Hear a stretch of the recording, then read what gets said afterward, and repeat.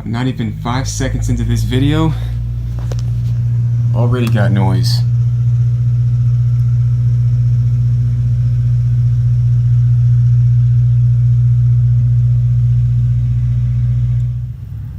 Oh good, let's just stop and park. The sweeper's gotta come by sometime, right? Let's get on with the video. Didn't know this was coming, and I don't know what's inside. That makes this my third RAOK box.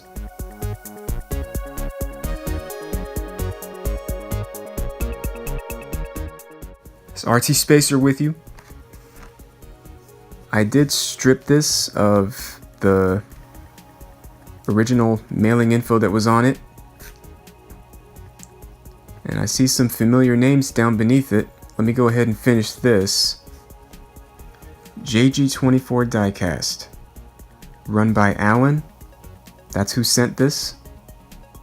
I'll now proceed to open it. Backyard Tag's name is on this box too.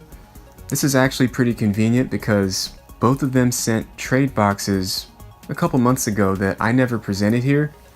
Back when I was talking myself out of doing videos like this, I would ask myself, who's gonna watch it? What's the point of making videos like that? And here I am doing videos like that today, deciding that this is so worth it.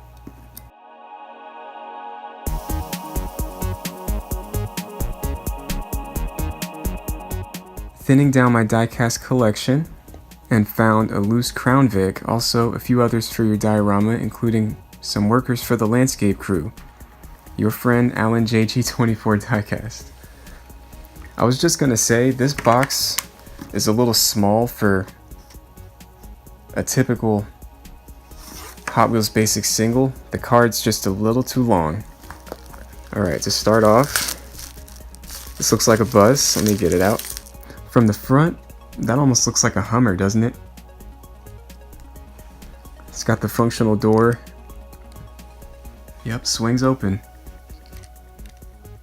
And then shut again. Is that a Matchbox? Yes, it is. School bus. Oh, I love these with the functional door. I don't know if they still make them like this anymore. Okay, next we have, that looks like a Ram Power Wagon. Circle Flame logo. Usually treasure hunts have that. So it just says Dodge Power Wagon. I'm not sure if it's Ram Power Wagon or Dodge Power Wagon. If I remember right, the two were mixed together recently. I don't remember exactly when right now, but this is a great piece. There is an interior. You can hardly see it. The windows are that dark, just the way I like it. In real life, that same kind of tint would get you pulled over in Ohio though. So here we have a skid steer. How about this? That'll probably fit in the dump trailer. It's a Maisto. Well, they call it Little Loader. But that looks like a skid steer to me if I ever saw one. A new Leaf could certainly use that from time to time. Alright, next we have, well, let's do this one at a time. Oh yeah, remember that good old-fashioned Matchbox card? With the Ford Explorer on it? This is a taxi. Honestly, I don't think I have a taxi in my collection. I'll have to look after this. Let's go ahead and rip this out. Break it free. I'm really glad to get this because I don't have a taxi in my collection, and even if I do, it looks nothing like this. Scaled at 169. Let me see that. Yeah, 169. But that'll fit right into a 164 scale scene, easy. It's not too small or too big. Oh yeah, here goes a loose Crown Vic, just as he said. Let's get this out right away. So I now have 2 of these.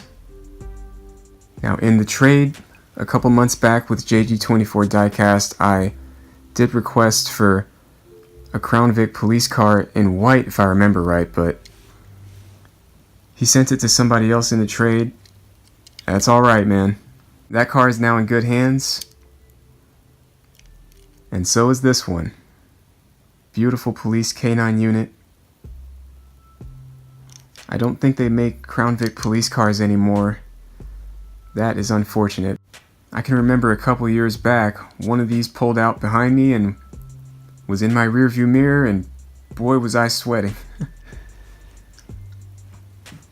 Police Chargers can do the same thing as well as the Ford Explorer, but there's nothing like a police Crown Victoria every once in a while. And here go the workers he was talking about. Yeah, these will be a nice addition to the landscape for sure. These should do nicely with a new Leaf or any other competing brand. Also, here goes the one car I never opened from having received that trade box from Alan. I meant to do this in a video at some point. Why not this one?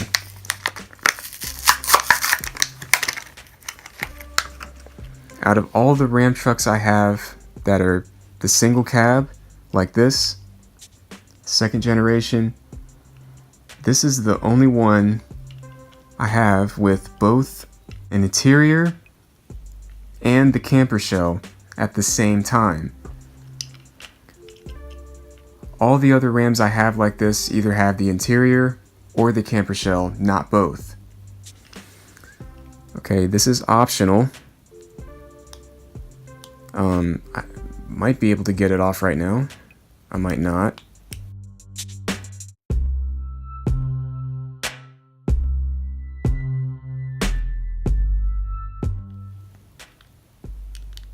Yep, comes off. There are 2 little tabs that keep that camper shell in place. Now, a lot of people might not care for that feature, but I do.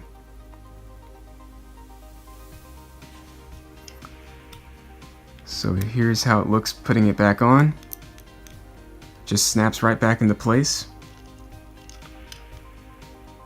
This is one of the only trucks I've seen by Mattel which I know has a legit camper shell that you can remove and stuff, unlike that 79 Ford F-Series. So from here I'll show you what Backyard Tag and JG24Diecast sent to me in those trade boxes from a couple months ago. Man, is this late, but better late than never. They sure didn't have to. They're awesome collectors. Show them some love, won't you? Is RT Spacer with you? It's time for me to get rolling.